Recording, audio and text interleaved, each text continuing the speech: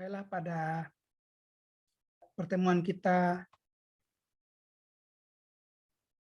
hari ini, kita akan membahas materi mata kuliah agroteknologi mengenai perbanyakan tanaman vegetatif dan kultur jaringan. Pada pertemuan yang lalu kita sudah membahas pembiakan atau perbanyakan tanaman secara generatif atau seksual. Maka kita pada pertemuan kali ini akan membahas tentang perbanyakan tanaman secara vegetatif dan kultur jaringan. Nah, kalau kita bicara tentang perbanyakan tanaman, tentu suatu hal yang mutlak dilakukan. Nah, perbanyakan tanaman itu merupakan proses menghasilkan tanaman baru dari berbagai sumber atau bagian tanaman, seperti biji, stek, umbi, dan bagian tanaman yang lainnya, yang bisa menghasilkan individu baru. Nah, tujuan perbanyakan tanaman itu adalah untuk mencapai pertambahan jumlah, kemudian memelihara sifat-sifat penting dari tanaman, dan juga untuk mempertahankan eksistensi jenisnya. Nah, ketika tujuan itu adalah bagian penting kalau kita bicara tentang kelangsungan hidup dan pemanfaatan tanaman dalam kehidupan manusia. Perbanyakan secara generatif kita sudah membahas pada pertemuan yang lalu. Kemudian ada perbanyakan vegetatif, yang barangkali adalah perbanyakan yang dilakukan dengan memanfaatkan organ tanaman. Tentu ada pertanyaan, kenapa tidak bisa dilakukan secara vegetatif, generatif? Tentu berapa alasan juga yang barangkali yang memungkinkan untuk dia bisa hanya diperbanyak secara vegetatif. Mungkin alasannya adalah mungkin siklus hidupnya yang terlalu panjang. Kemudian untuk mendapatkan produktivitas atau berfungsi secara cepat, barangkali,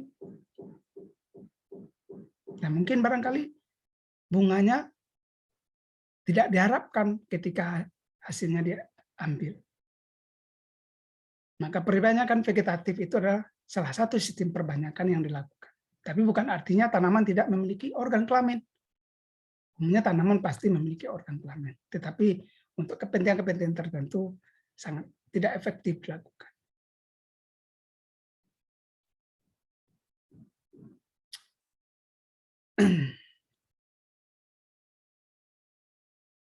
Nah, tadi sudah dikatakan merupakan proses perbanyakan tanaman. Nah, prinsipnya yang penting adalah bagaimana merangsang atau menstimulasi tunas adventif agar berkembang menjadi tanaman yang sempurna, yang memiliki akar, batang, dan daun sekaligus. Nah, perbanyakan secara vegetatif itu bisa terjadi secara alamiah. Jadi bukan dilakukan dengan tindakan-tindakan teknis oleh manusia. Contoh adalah runner atau sulur atau stolon atau geragi. Dia terjadi secara alamiah. Kemudian ada krom, bab, atau umbi lapis, seperti pada tanaman bawang, tuber atau umbi batang, rizom, dan anakan.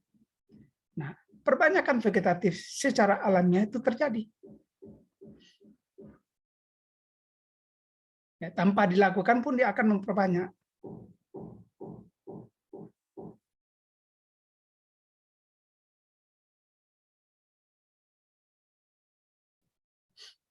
Nah, kelemahan perbanyakan vegetatif alamiah itu adalah yang pertama, infeksi sistemik oleh virus dapat menjalar ke semua tanaman.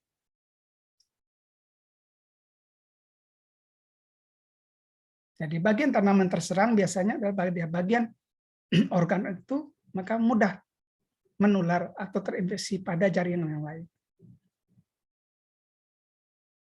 Kemudian bahan tanaman akan menghabiskan tempat, tidak seperti biji. Kenapa? Organ itu akan berkembang terus. Kemudian periode penyimpanan bahan tanaman pendek. Nah, kalau kita menggunakan rizom, anakan ya tidak bisa disimpan. Tidak bisa disimpan. Kemudian mekanisme perbanyakan pada beberapa tanaman tidak praktis.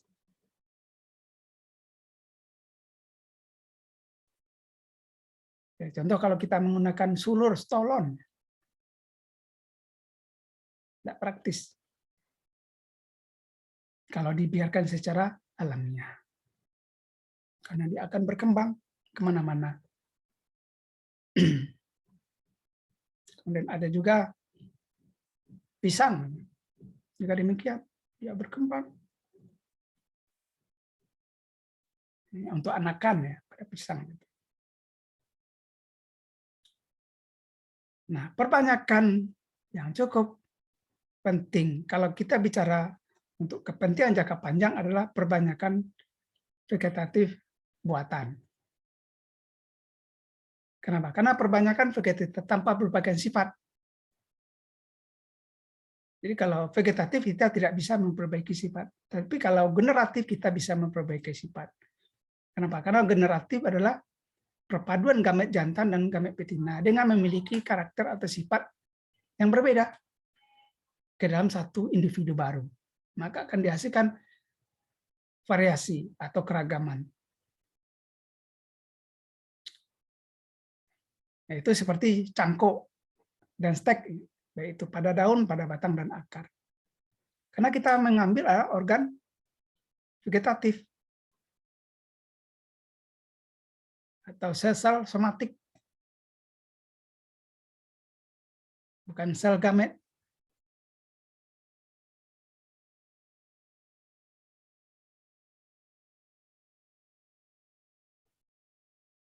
Tetapi bisa dilakukan perbanyakan vegetatif dengan beberapa bentuk, contoh okulasi, grafting, bahkan juga kultur jaringan. Perbaikannya tidak sama dengan perbanyakan secara generatif, tapi adalah menggabungkan antara organ tanaman yang barangkali memiliki sifat unggul pada tanaman yang lain, pada spesies yang sama.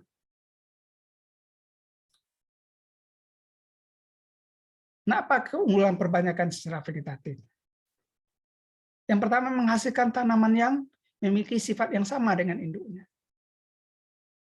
Kemudian tanaman lebih cepat berbunga dan berbuah. Dapat menggabungkan berbagai sifat yang diinginkan. Maka pada suatu tanaman, contoh pada tanaman-tanaman hias, bunga, maka dapat digabungkan beberapa sifat atau beberapa jenis bunga. Atau pada tanaman buah, dapat dilakukan. Terutama adalah buah mini atau buah-buah yang ditanam dalam pot atau buah tabulam pot. Kalau kita ingin menggabungkan. Nah, kelemahannya juga ada. Nah, untuk vegetatif tertentu. Jadi tidak semua vegetatif itu memiliki kelemahan. Yang pertama, pohon induk akan rusak bentuknya akibat pengambilan bagian-bagian tubuh tanaman untuk kepentingan stek dan cangkok. Kalau kita kultur jaringan tentu tidak. Kalau grafting tentu tidak. Karena kita akan mengambil hanya tunasnya saja. Kita mengambil bagian tertentu saja kemudian diperbanyak. Kemudian akar tanaman atau keturunan yang biasa kurang kokoh sehingga mudah rebah. Karena dia tidak memiliki akar tunggang seperti cangkok dan stek itu. Tapi kalau untuk okulasi grafting dan itu tetap mempunyai yang namanya akar tunggang yang kuat. Ini adalah perbanyakan vegetatif buatan, ada sambung, jadi menggabungkan antara batang bawah dengan batang atas, yang tentu yang kita inginkan sifatnya. Kemudian cangkok, tentu kita mengambil dari tanaman yang sudah menghasilkan. Kemudian ada stek.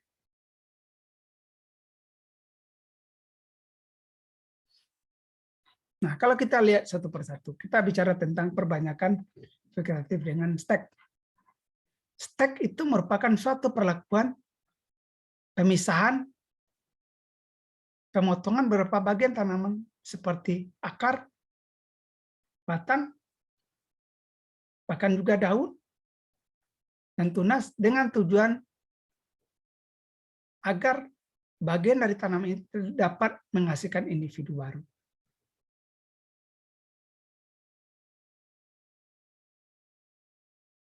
Kenapa? Karena biasanya tanaman-tanaman memiliki kemampuan ini adalah tanaman yang memiliki daya tumbuh atau memiliki kemampuan untuk tumbuh akar lebih baik. Untuk pada tanaman ubi kayu.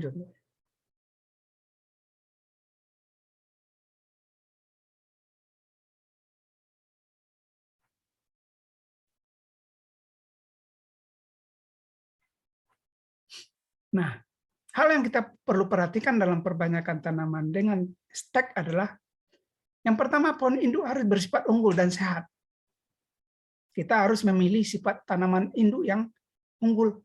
Ya, kalau unggul tentu dia sudah berbuah dan sehat, tidak terserang oleh hama penyakit. Kemudian pilih batang yang tidak terlalu tua dan tidak terlalu muda. Ya, kira-kira berumur lebih kurang 1 tahun. Kemudian batang dipotong secara mendatar atau miring. Kemudian tancapkan ke dalam polybag yang telah berisi media tanah, kompos dengan perbandingan 1:1. Kemudian polybag disimpan di tempat yang teduh, yang tidak terkena sinar matahari langsung, jadi untuk menghindari yang namanya penguapan. Karena biasanya juga kan berisiko terhadap kegagalan stek itu sendiri. Nah, kemudian dilakukan penyiraman untuk menjaga kelembapan. Nah, setelah keluar tunas dan bibit sudah bisa kena cahaya matahari. Karena tunas itu butuh juga cahaya untuk melakukan aktivitas fotosintesis. Ini adalah beberapa bentuk stek yang dilakukan, bukan saja stek untuk tanaman ubi kayu, tapi juga tanaman-tanaman buah-buahan sekarang sudah bisa dilakukan stek. Sudah bisa dilakukan stek. Dan tidak terbatas lagi, bukan saja pada tanaman yang memiliki ukuran batang kecil, tapi untuk ukuran batang besar. Tentu dengan tujuan yang berbeda-beda. Tapi kalau kita ingin menanam tanaman untuk tumbuh besar, tentu stek tidak menjadi pilihan. Tapi kalau hanya untuk tanaman-tanaman mini, seperti tabu lampot dan sebagainya, stek untuk tanaman buah-buahan, bunga, memungkinkan.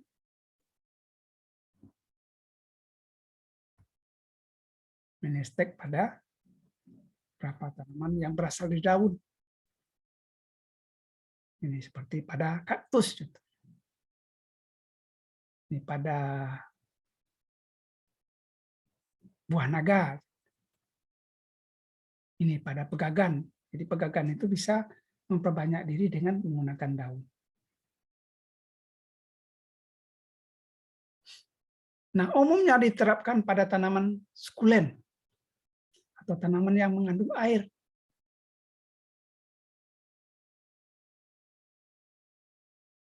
Jadi biasa tanaman yang mengandung air memiliki kemampuan untuk tumbuh jaringan lebih besar dibandingkan dengan tanaman yang berkayu. Kemudian yang daunnya tebal, berdaging, ini adalah berfungsi untuk menyimpan air juga, kemudian bisa melakukan berbagai aktivitas fotosintesis seperti pada tanaman kaktus dan sebagainya. kemudian kadar kandungan air tinggi. Kemudian harus memiliki kandungan karbohidrat tinggi.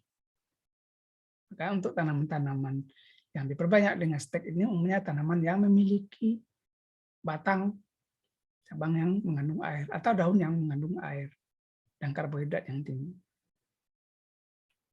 Nah, kemudian bagian daun untuk stek bisa sehelai daun lengkap dengan tangkainya atau tanpa tangkai atau potong daun saja.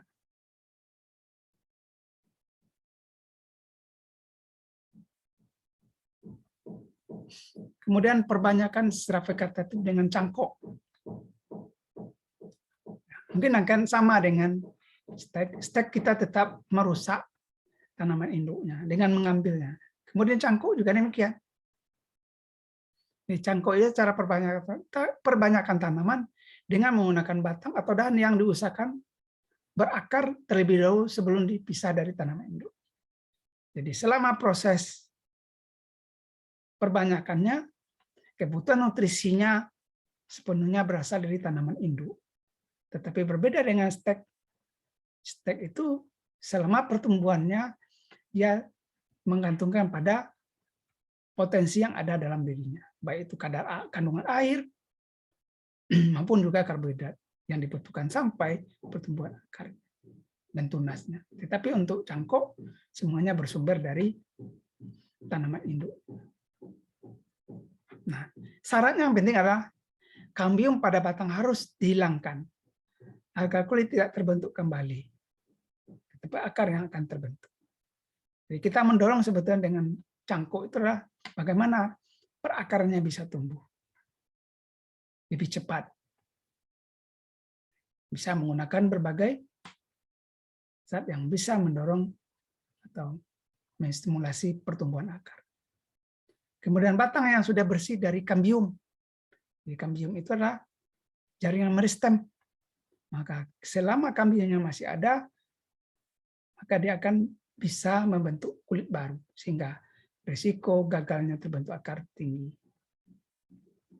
Nah, bagian selanjutnya adalah dengan membungkus media yang digunakan untuk tumbuhnya akar.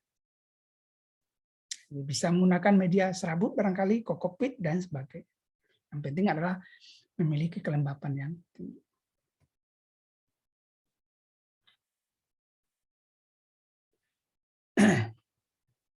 Nah, tumbuhan hasil cangkokan akan lebih cepat berbuah dibandingkan tumbuhan yang ditanam dari biji dan memiliki sifat yang sama dengan induknya. Nah, tingkat keberhasilannya lebih tinggi dibandingkan dengan stek tadi. Karena proses penyangkukan akar akan tumbuh ketika masih berada di pohon induk. Jadi risiko kegagalan sebetulnya pada tanaman cangkok itu lebih rendah karena semua suplai nutrisi yang diperlukan berasal dari tanaman induk. Ini seperti ini. Kalau terlalu banyak ya tentu akan merusak tanaman kita. Apalagi tanaman yang sedang berproduksi, sudah berproduksi. Nah, apa kerugian mencangkok? Sistem perakaran dangkal. Menyebabkan pada musim kemarau panjang tanam tidak tahan terkering. Dan tanaman mudah roboh bila ada angin kencang karena tidak berakar tunggang. Ini kelemahannya karena dia tidak memiliki kemampuan akar yang mampu menyerap air pada bagian tanah yang lebih dalam karena tidak memiliki akar tunggang. Kemudian pohon induk atau tajuknya atau tunanya menjadi rusak karena banyak cabang yang dipotong. Terutama untuk tanaman yang kita harapkan produksi. Kemudian sambungan atau grafting. Ini agak berbeda dengan stek dan cangkok. Kalau stek dan cangkok itu kita mengambil bagian tanaman itu sendiri yang utuh. Kalau cangkok ya bagian tanaman yang sudah memiliki ukuran cabang yang cukup besar. Tetapi untuk sambungan biasanya menggunakan bagian tanaman yang berukuran kecil. Seperti adalah tunas. Nah, sambungan atau grafting itu adalah menyambung batang atas dan batang bawah dari tanaman yang berbeda. Jadi satu spesies. Tentu yang tanaman batang atasnya adalah batang yang kita kehendaki. Contoh pada tanaman bunga tentu kita bisa mengambil bagian yang mungkin warnanya menarik. Kalau mungkin barangkali untuk buah-buahan, tentu buah-buahan yang rasanya manis. Tentu dengan spesies yang sama. Sehingga tercapai persamaan dan kombinasi ini akan terus tumbuh dan membentuk tanaman baru. Jadi yang dipertahankan tumbuh itu adalah tunas yang kita sambungkan itu. Karena biasanya tetap saja ketika kita melakukan yang namanya penyambungan atau grafting itu, maka akan muncul lagi tunas pada batang bawah. Maka hati-hati juga dengan nanti ketika kita menumbuhkan ternyata tunas yang tumbuh dari batang bawah jauh lebih cepat dibandingkan tunas yang kita sambungkan itu. Nah, apa keuntungannya? Yang pertama adalah menggabungkan sifat-sifat koloni yang tidak dilakukan oleh pembiakan vegetatif lainnya, seperti stek, cangkok, dan lain. Kemudian membuat bibit tanaman unggul. Unggul karena kita memilih tanaman batang atas yang sesuai dengan yang kita inginkan. Kemudian memperbaiki pohon yang rusak. Jadi seandainya mungkin barangkali tanamannya sudah berumur, percabangan tidak bagus lagi, maka perlu dilakukan yang namanya peremajaan. Dengan memotong semua tanaman dan tunas yang baru tumbuh itu bisa disambung dengan tunas dengan tanaman yang sudah ada. Atau pada tanaman kopi. Kopi itu tidak perlu lagi dilakukan penanaman kembali, cukup dengan memotong semua bagian tanaman itu dan mendorong pertumbuhan tunas baru. Tunas baru itulah yang akan disambung. Pertumbuhan tanaman juga akan lebih cepat. Tanaman yang dihasilkan memiliki perakaran kuat karena batang bawah berasal dari biji. Kemudian dapat mempercepat tanaman berbuah. Pada tanaman kopi contohnya. Dalam waktu sekian lama dia bisa berbuah, tidak menunggu lama kita untuk dia bisa berbuah kembali. Kenapa? Karena kemampuan akarnya sudah baik dalam menyerap hara, air, dan sebagainya. Nah, tentu kalau kita bicara tentang perbanyakan dengan teknik sambung atau grafting itu adalah karena yang kita jadikan sebagai hasil adalah batang atas, tetapi batang bawah juga penting.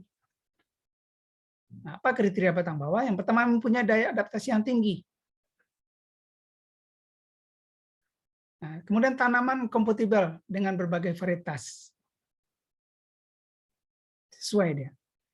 Maka kalau kita bicara tentang grafting atau sambung itu adalah harus pada tanaman yang sama atau spesies tanaman yang sama.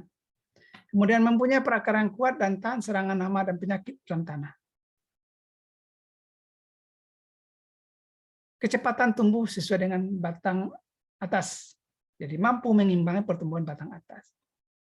Karena biasanya kalau kita bicara tentang grafting atau sambung itu adalah ukuran batang atas dengan batang bawah itu relatif sama. Sehingga diharapkan bagaimana pertumbuhan batang bawah itu juga bisa menyesuaikan dengan pertumbuhan batang atasnya.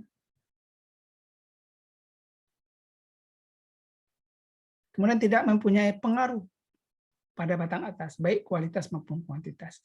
Nah, biasanya yang tumbuh ya tunas-tunas wiwilan.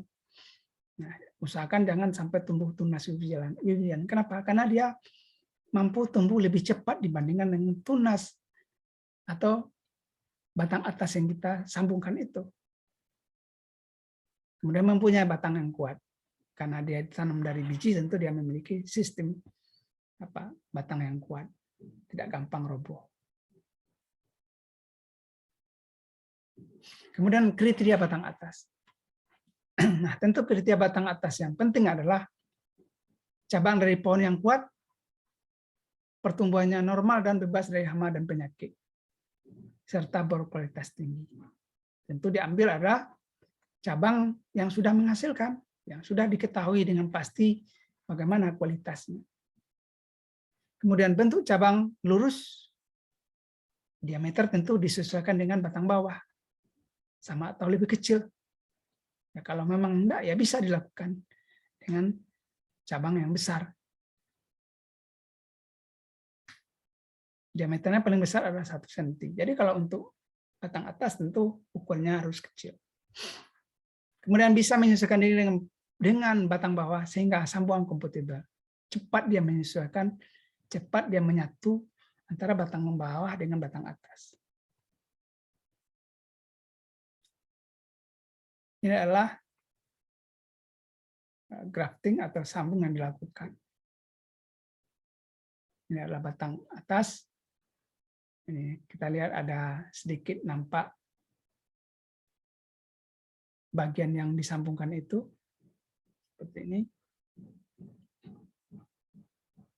Ya, seandainya bagaimana batang bawahnya lebih kecil dari batang atas, bisa dengan sambung terbalik. Jadi bagian ininya, bagian atas yang dibuka, kemudian bagian bawah yang bisa. Karena saya pikir karena dia pertumbuhan akarnya sudah ada, berarti pertumbuhan batangan juga semakin cepat, tergantung dari suplai nutrisi dan air yang diberikan. Karena batang atas juga sangat tergantung dari nutrisi dari batang bawah.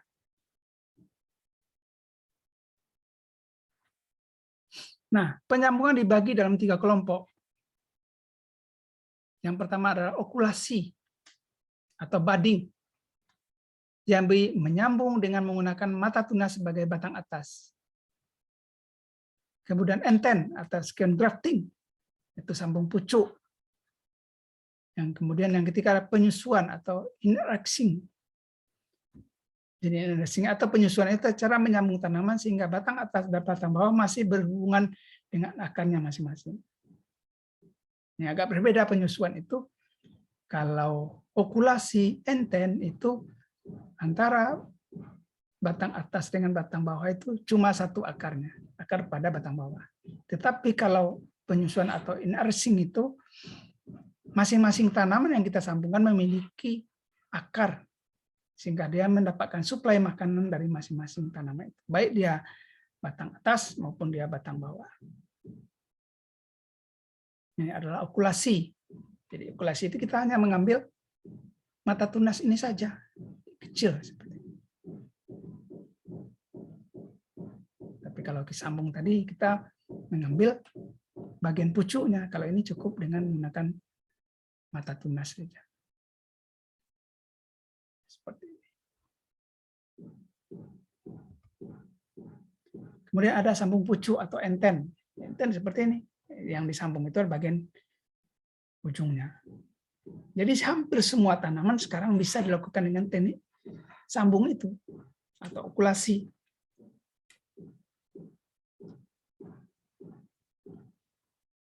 Bahkan juga tanaman seperti pepaya juga bisa dilakukan dengan teknik sambung. Kemudian susuan, tadi sudah saya katakan beda antara okulasi dengan enten adalah masing-masing tanaman mendapatkan suplai nutrisi dan air dari masing-masing tanaman itu, baik dia batang atas dengan batang bawah. Seperti ini. Ini adalah yang kita harap adalah tentu batang atas yang kita gunakan sebagai perbaikan sifatnya. Ya, tentu kita mengatur sedemikian rupa bagaimana dia bisa dilakukan sambung. Nah, barangkali itu mengenai materi kuliah kita hari ini. Terima kasih.